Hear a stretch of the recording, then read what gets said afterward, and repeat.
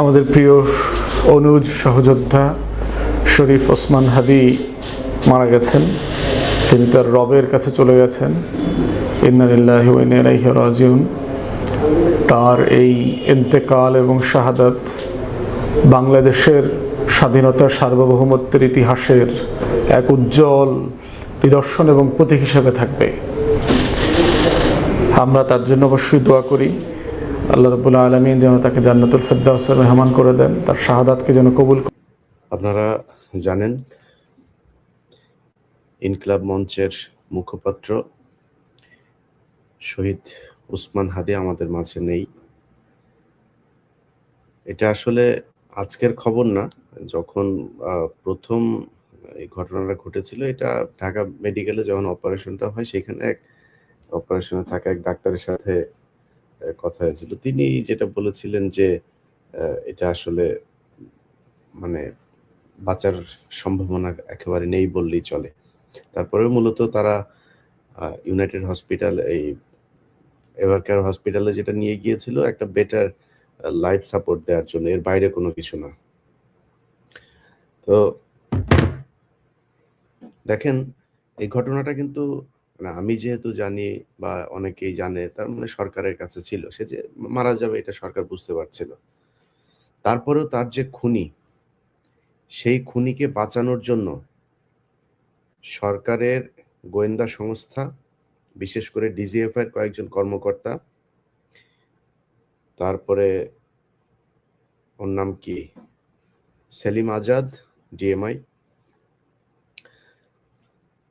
এরা বৈঠক করে, এই খুনের আগে তারা বৈঠক করে খুনিকে মানসিকভাবে শক্তি দেওয়ার জন্য, তার বের হয়ে যাওয়ার জন্য, তাকে নিরাপদে ভারতে পাঠানোর জন্য কি কি করতে হবে আমরা এখনো নিশ্চিত না। এই ডিজিএফআই এর দেয়া কথাবার্তা আমরা বিশ্বাস করি না। তারা বলছে যে সে পালিয়ে গিয়েছে। সে আদৌ পালিয়ে গিয়েছে কিনা এখনো পর্যন্ত আমরা জানি না। হইতে পারে ফয়সাল মাসুদ সে দেশেই আছে এবং ডিজিএফআই তাদেরকে বাঁচানোর জন্যই তাদের নিয়ন্ত্রিত বিভিন্ন লোকজনকে দিয়ে তারা এটা বারবার বলানোর চেষ্টা করছে যে এই মুহূর্তে তিনি পাস হয়েছেন, এই মুহূর্তে তিনি চলে গেছেন, এই মুহূর্তে তিনি কোথায় কি করছেন সবকিছু জানেন। শুধু এইটা জানেন না যে তিনি যে পালিয়ে যাচ্ছেন। তা আপনারা এত কিছু যেহেতু আপনারা সোশ্যাল মিডিয়াতে দিচ্ছেন, ধরেন আমি একজনের নাম বলি, যেমন জুলকারনাইন সায়ের। উনি ওনার ফেসবুকে করেছেন, এটা তো আর ওনার তথ্য না, ওনাকে নিশ্চয়ই গোয়েন্দা সংস্থায় দিয়েছে ওনাকে, এবং ওনাকে যে তথ্যটা দেওয়া হয়েছে সেটা গোয়েন্দা সংস্থা জেনেই দিয়েছেন। তাহলে গোয়েন্দা সংস্থা আগে কেন ওনাকে দেন নাই যে এই জায়গা দিয়ে পালিয়ে যাচ্ছেন বা এইভাবে খুন হবেন, এখানে এই হচ্ছে, এগুলো দিতে পারেন নাই। ওনারা যাওয়ার পরে তারপরে ওনার সোশ্যাল মিডিয়াতে উনি কার কার সাথে যোগাযোগ করছেন, হোয়াটসঅ্যাপে কাকে কাকে ছবি পাঠিয়েছেন, সেই তথ্য তিনারা বিভিন্ন জনকে দিচ্ছেন। সেটা জুলকারনাইন সায়ের সহ আরো নিশ্চয়ই অন্যান্য অনেক সাংবাদিকদেরকে তারা দিয়েছেন, কিন্তু তার আগে তারা দেয় নাই। মানে হচ্ছে এই ঘটনার সাথে আমি যতটুকু শুনেছি, স্বরাষ্ট্র উপদেষ্টা জাহাঙ্গীর, এটা হচ্ছে গিয়ে পিলখানা হত্যাকাণ্ডের পুরো ঘটনা ধামাচাপা দেওয়ার মূল হোতাদের মধ্যে এই জাহাঙ্গীর একজন। প্রচণ্ড দুর্নীতিপরায়ণ এবং আনস্মার্ট, একটা অদক্ষ, একটা অথর্ব একটা অফিসার ছিল। এই অথর্ব এই পিলখানা হত্যাকাণ্ডের ঘটনা নিয়ে ব্রিগেডিয়ার পর্যন্ত গিয়েছিল, তা না হলে তার ফুল কর্নেল হওয়ার যোগ্যতাও নাই, কোনো দিক থেকেই নেই, কোনো দিকে। এর মতো এরকম মানে মানে এই কুখাদ্য আর্মি অফিসার, যে খুব খারাপ অফিসার, সেটাও মনে করেন যে এর মতো এরকম কুখাদ্য আমার জীবনে আমি কোনোদিন দেখি নাই। তার সাথে দুর্নীতিপরায়ণ, খালেদা জিয়ার কে দেখতে গিয়েছে এভার কেয়ারে, তার পাশে তার মেয়ে, তার বউকে নিয়ে গিয়েছে, দাঁত কেলিয়ে হেসে সেলফি দিচ্ছে। আরে ভাই, তোর তো বুঝতে হবে, এইটুক জ্ঞান তো তোর থাকা উচিত। জ্ঞান তো নাই, থাকবে কেমনে? এটা সে এখানে গিয়ে এটা করেছে। টাকা পয়সা তো আছে, ধরেন এই 5 তারিখের পর থেকে যে পরিমাণে টাকা তারা কামিয়েছে, সারা জীবন 14 গোষ্ঠী বসে খাইতে পারবে।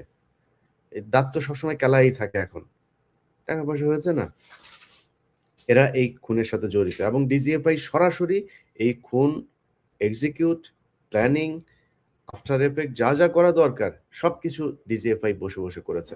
অতএব ডিজিএফআই চিফ যিনি আছেন, তাকে অবশ্যই পদত্যাগ করতে হবে, তাকে সরাইতে হবে, সরাইয়া তারপরে এখানে অন্য কাউকে দিতে হবে। ব্রিগেডিয়ার এই যে আপনার আরেকজন আছে, ওর নামটা যে আর্মির বিষয়টা বাদ দিলাম, ডিজিএফআই এবং এই ডিএমআই সহ যারা যারা এটার জন্য মানে এই ঘটনার সাথে তারা জড়িত আছে না আছে, তাদের বিচার করবেন না করবেন, কি কি করবেন, সেটার সাথে সাথে মনে করেন যে তারা কিছুই নাই, এটার সাথে কিছুই জানে না, কিছুই বুঝে না, তারা যে এটারে ঠেকাইতে পারে নাই, এই জন্য তাদের ওই চেয়ারে থাকার আর কোনো নৈতিক কোনো নাই। এরপরে হচ্ছে স্বরাষ্ট্র উপদেষ্টা। স্বরাষ্ট্র উপদেষ্টা ধরেন এই গেল কয়েকদিনের ভেতরে যদি আপনি বাংলাদেশের আইন শৃঙ্খলা পরিস্থিতিটা দেখেন, আরে বেটা স্বরাষ্ট্র উপদেষ্টা তুই তো কনস্টেবল হইতে পারবি না, তোরে যদি, আমি জানি না তুই কেমনে ঢুকছিলি সেনাবাহিনীতে, তোর কনস্টেবল হওয়ার যোগ্যতা নাই। তুই এইখানে যেই মানুষগুলোর রক্তের বিনিময়ে তুই এই স্বরাষ্ট্র উপদেষ্টা হয়েছিস, তোর এই স্বরাষ্ট্র উপদেষ্টা হওয়ার পরে সেই মানুষগুলোর নিরাপত্তা দিবি না? সেই মানুষগুলোর পিছনে বারবার তারা একটা কথা বলার চেষ্টা করেছে, এখানে নাকি মব সন্ত্রাস হয়েছে, মবের বিরুদ্ধে তারা ব্যবস্থা নিচ্ছে, মব করতে দেওয়া যাবে না। তোর মারে আকাম করছে খানকির ছেলে, এইখানে আসছিস মব মারাইতে? এই দেশে যদি নাকি এই যৌক্তিক দাবি করা যদি নাকি মব হয়, তাহলে শেখ হাসিনাকে সরাইলি কি দিয়া? নির্বাচন দিয়ে সরাইছিলে? সেনাবাহিনীর কু করে সরাইছিলে? এই জনগণ গিয়ে তারপরে শেখ হাসিনাকে গণভবন থেকে বের করেছে, তাহলে সেটা মব? তুই যে আজকে এই পদে বসছিস, এখানে তো স্বরাষ্ট্রমন্ত্রী ছিল, সংসদে নির্বাচিত স্বরাষ্ট্রমন্ত্রী ছিল, তো সংসদে নির্বাচিত এমপি হয়ে তারপরে সে মন্ত্রী হইল, তুই কোন জায়গায় এমপি হয়েছিলি? আসিফ নজরুল এ প্রথম আলোর সুশীলগিরি সেজে তারপরে প্রথম আলোর হয়ে কাজ করে, প্রথম আলোর যা বয়ান সে তাহাই বাংলাদেশে বাস্তবায়ন করতে চায়। এই শুয়োরের বাচ্চা গতকালকে পোস্ট করেছে সে নাকি জামিনের ব্যাপারে কিছু জানে না, এটার সাথে আইন মন্ত্রণালয়ের কোনো সম্পর্ক নাই।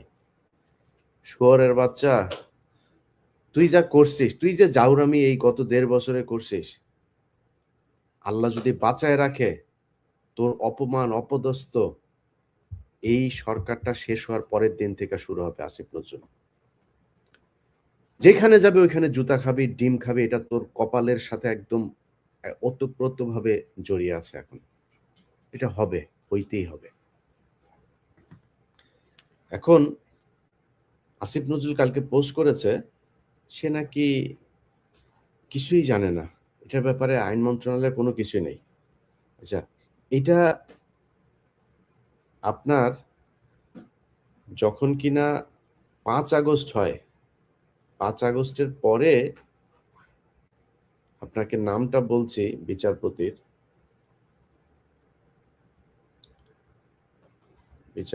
নামটা হলো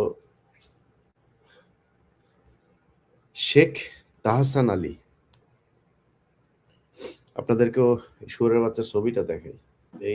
এই খানকির ছেলে, ওর মা দৌলতদিয়াতে গিয়া তারপরে বিভিন্ন ব্যাটাদের সাথে আকাম করে ওরে পয়দা করছে। এটা একটা আরেকটা জাউরা আছে, ওই যে কয়সর কামাল, ওই শুয়োরের বাচ্চা গত 15 বছরে একবার ধরা খাইছিল শাহবাগে, সেটাও এক মাগি নিয়ে, গাড়ির মধ্যে এক মাগিরে নিয়ে লাগাইতে গিয়া পুলিশ তারে ধরছিল, এরপরে মুসলেখা দিয়ে তারপরে বেরিয়েছে, সেটারই সে বলেছে তাকে নাকি সরকার ধরেছে। এবং এই মোটামুটি মানে আমি জানি না, তারেক রহমানের অনেক কিছু আমার খুব ভালো লাগে, কিন্তু তারেক রহমানের আশপাশে সব মাদারচোদ, ওইখানে সব মাদারচোদ তারেক রহমানের আশপাশে। কেমনে যায়? ওই যে আরেকটা আছে ওয়াহিদুজ্জামান অ্যাপোলো, এখন কি ছেলেরা সব করে শুয়োরের বাচ্চা।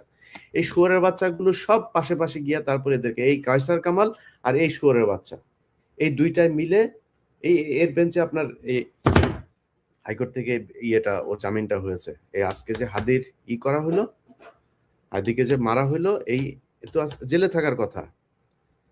আগের মামলার তদন্ত কর্মকর্তা বাদী, তারা এই ফয়সাল মাসুদ সে যে ছাত্রলীগ করতো সেটা উল্লেখ করে নাই। উল্লেখ কেন করে নাই? আগের থেকে প্রিপারেশন, যে উল্লেখ করলে তার তো জামিন হবে না, জামিন নিতে কষ্ট হবে আওয়ামী লীগ যদি হয়। সে ডাকাতির মামলায় অস্ত্র সহ আটক হয়েছে, কেন্দ্রীয় কমিটিতে সে পদে ছিল, সে জামিন পাইলো কিভাবে? তারে জামিন দিয়েছে। এখন আসিফ নজরুল কিচ্ছু জানে না। আসিফ নজরুল, খানকির ছেলে, তুমি যে বিচারপতিদেরকে যে তুমি করলা, তুমি যে নিয়োগ দিলা, এই বিচারপতিরা তোমার মার শাটার ভিতর দিয়ে আসছিল, মাদার চোদ, কোন দিক দিয়ে আসছিল? শুয়ারের বাচ্চারা কোথাকার। গায়ে লাগে না খানকির ছেলেরা?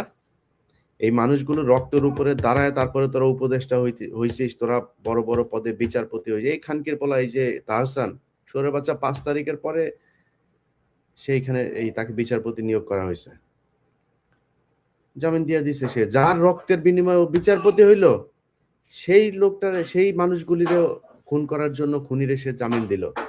এবং এরপরে তার কি হবে? এরপরে সে বের হয়ে যাবে, চলে আসবে, সবকিছু তাদের প্রি প্ল্যান করেন।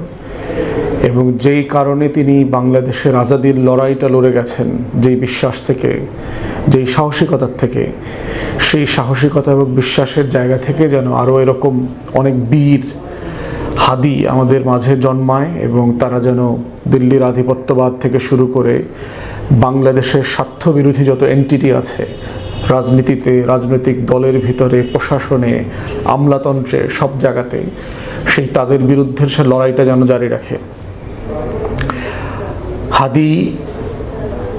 হাদির মৃত্যু যেভাবে আমাদের জন্য কষ্টের, নিঃসন্দেহে, কিন্তু এটা মাথায় রাখতে হবে যে আল্লাহ রাব্বুল আলামিনের পাঠানো সব নবী রাসূলরাও একসময় মারা গেছেন। আল্লাহ রসুলের মৃত্যু মেনে নিতে সাহাবীরা প্রস্তুত ছিলেন না। ওমর রাদিয়াল্লাহু তাআলা আনহু পর্যন্ত তরবারি উঁচিয়ে চারপাশে বলেছেন যে বলবে যে আল্লাহ রসুল মারা গেছেন, আমি তাকে কতল করব।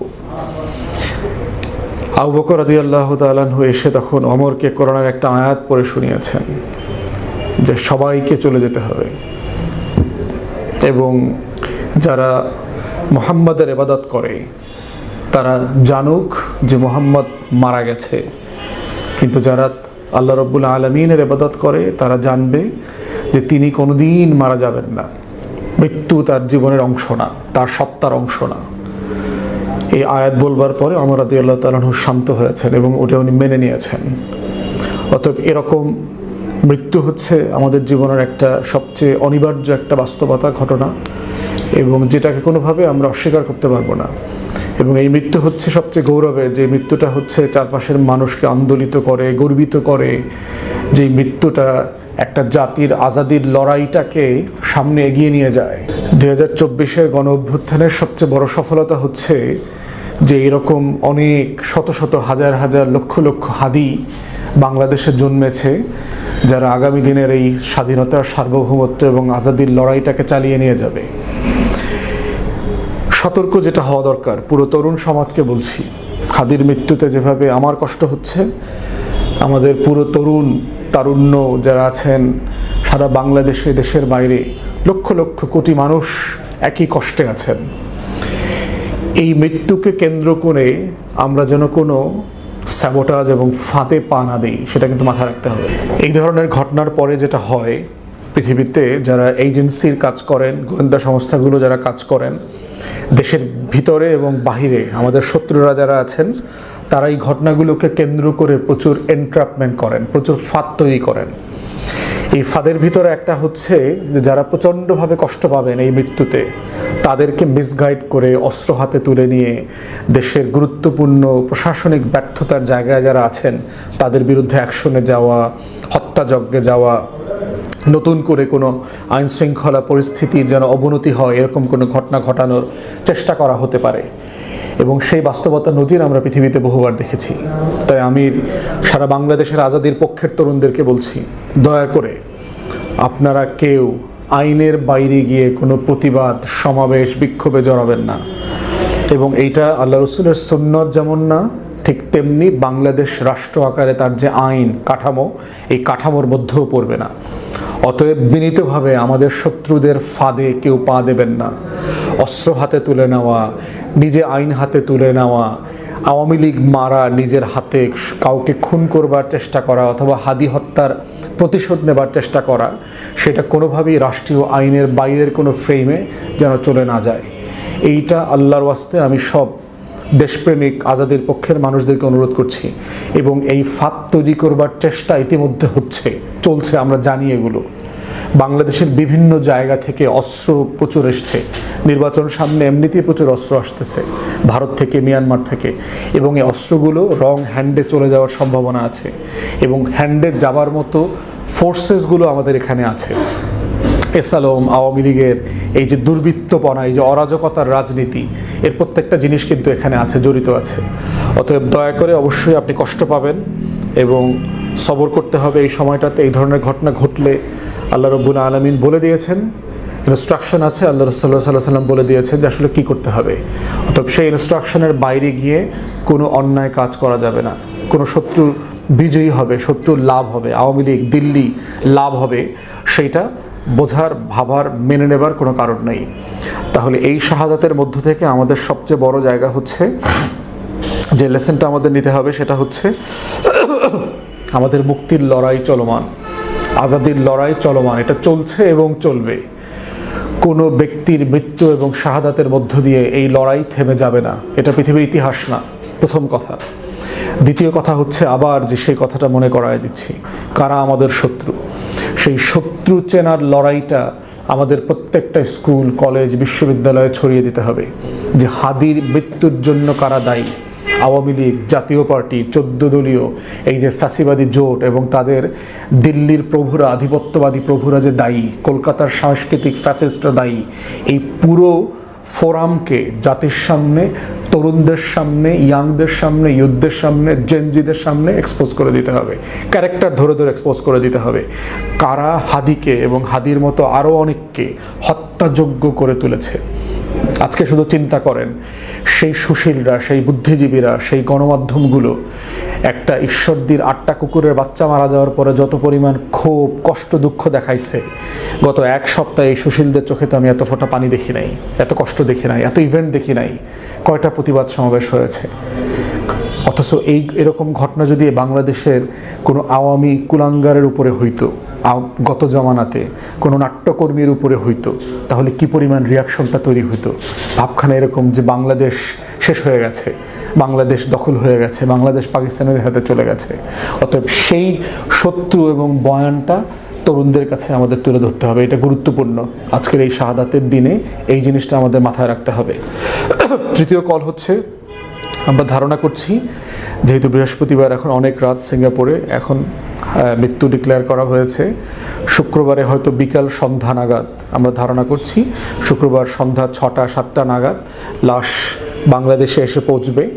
এবং আমি অন্তর্বর্তীকালীন সরকারকে আহ্বান করছি যে শনিবারে সকালে অথবা দুপুরে, কারণ হাদির জানাজায় অংশগ্রহণ করবার জন্য সারা বাংলাদেশ থেকে হাজার হাজার মানুষ আসবে ঢাকাতে, তাদেরকে সেই স্পেসটা দেয়া সকালে 10টায় 11টায় হতে পারে, অথবা জোহরের পরে হতে পারে, মানিক মিয়া এভিনিউ অথবা সংসদ প্লাজা, এরকম একটা বড় স্পেসে যেন জানাজার আয়োজন করা হয়। সারা বাংলাদেশের মানুষ এইটাকে একটা হিস্টোরিক অপরচুনিটি আকারে দেখবেন, যে 5ই আগস্টে হাসিনার বিজয়ে যেভাবে সারা বাংলাদেশ উজ্জীবিত হয়েছিল, হাদির শাহাদাতকে ঘিরেও আমাদের এই দ্রোহ এবং দোয়া, দায় এবং দরদ, আজাদির লড়াইকে নিয়ে আমাদেরকে আবার উজ্জীবিত হয়ে ঢাকাতে আসতে হবে, তার জানাজাতে